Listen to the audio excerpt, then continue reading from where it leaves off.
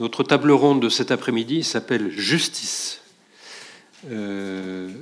C'est un terme incongru dans cette affaire.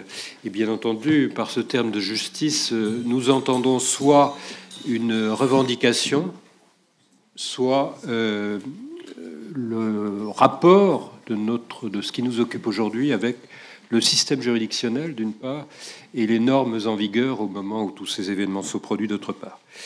Je vais vous présenter tout de suite les personnes qui m'entourent. Madame Arlette Eman-Doat, tout à fait à ma gauche, professeure émérite de droit public, vice-présidente de la Ligue des droits de l'homme, œuvré dans un domaine qui a été celui des libertés publiques pour l'essentiel, mais elle a publié plusieurs articles et ouvrages sur la guerre d'Algérie, notamment guerre d'Algérie, droit et non-droit. Madame Tedjen Colli, à ma gauche, aussi professeur émérite de droit public à Paris 1, membre de la Commission nationale consultative des droits de l'homme, qui est associée, est-ce que je peux le dire, par son patronyme à notre histoire. On a fait référence à Paul Tedjen ce matin. Est aussi avoué son œuvre au droit des étrangers en particulier, au droit d'asile de façon plus générale. Mais bien entendu, elle est à titre intellectuel et personnel concernée par nos problèmes. À ma gauche aussi, Emmanuel Decaux, également professeur émérite de droit public. Tous ces émérites pour vous, vous vous rendez compte. A été spécialiste, lui, de droit international public et notamment des instances juridictionnelles chargées des droits de l'homme en matière internationale. Et enfin, Madame Isabelle Fouchard, à ma droite, qui est chargée de recherche à l'Institut des sciences juridiques et philosophiques de Paris 1. Comme le professeur Decaux, elle s'intéresse beaucoup au droit international public, aux droits de l'homme, et aussi à un thème qui m'est cher, qui est celui du droit pénitentiaire, si je puis faire cet aveu devant vous. Elle a publié avec Florence Bellivier un ouvrage sur les crimes internationaux et un autre sur l'essence de la privation de liberté. Voilà donc des gens qui sont tout à fait qualifiés pour vous parler de justice dans notre affaire aujourd'hui. Moi, je vais dire 3 mots d'emblée.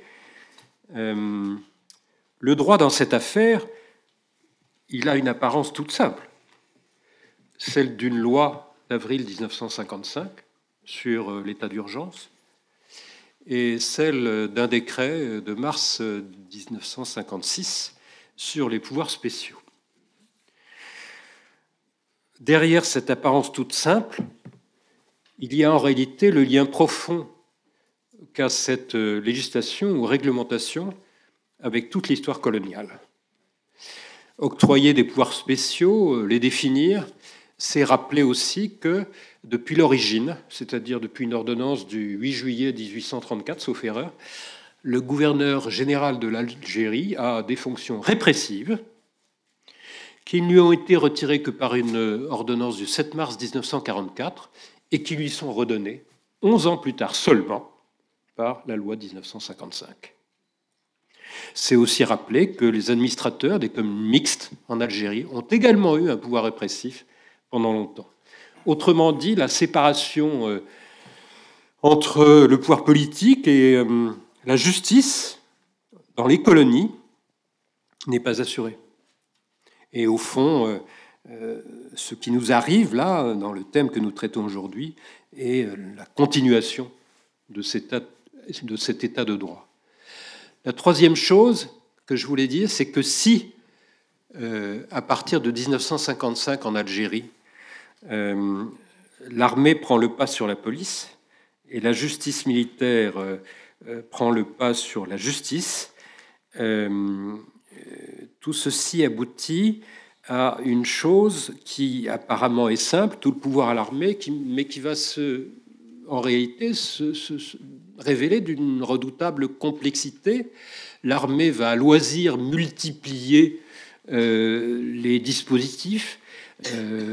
On en veut pour preuve simplement les centres qu'elle appelle de tri, de triage, de transit, d'hébergement, etc., etc. Et ce que je voudrais faire sentir à travers cette complexité des procédures mises en œuvre, c'est que tout ceci conduit à ce qui doit échapper à toute démocratie, à l'arbitraire le plus absolu. Au fond, quand on retrace des trajectoires individuelles, des vies humaines, on s'aperçoit qu'elles ont dépendu de rien, d'un bourreau plus ou moins habile, de l'envie qu'il prend à un militaire un jour donné, de la mansuétude qu'a par hasard quelqu'un. Et cet arbitraire qui se substitue à la loi, c'est pour moi la principale caractéristique à la fois des régimes autoritaires, des dictatures, et de cette période dont nous parlons aujourd'hui.